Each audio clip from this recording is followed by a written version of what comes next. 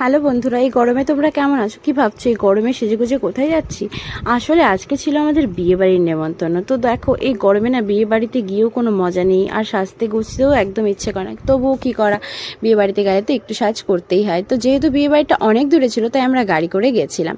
তো এই যে দেখতে পাচ্ছ, এটাই হচ্ছে এই দাদা বৌদি, মানে এই দাদারই আজকে রিসেপশন, আর মিষ্টি বউটা হচ্ছে বৌদি।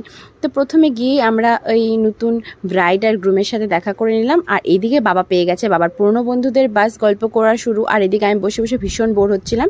তো তোমাদেরকে আরেকবার ব্রাইড আর গ্রুমকে দেখিয়ে দিই, দেখো কি কিউট না। তারপরে চলে গেলাম স্টার্টারে কী ছিল সেটা দেখতে। প্রথমে ছিল কফি, লস্যি, ফুচকা, পকোড়া, আর ছিল জিলিপি। তো আমি এই গরমে আর কিছু নেইনি, শুধুমাত্র লস্যিটাই ট্রাই করেছিলাম। তারপর সোজা চলে গিয়েছিলাম মেন কোর্সে কী কী ছিল তা দেখার জন্য কিন্তু অবশ্যই আমার চ্যানেলটিকে সাবস্ক্রাইব করো। আর এই ভিডিওটা কেমন লাগলো সেটাও জানিও, আর ভালো লাগলে লাইক করতে একদম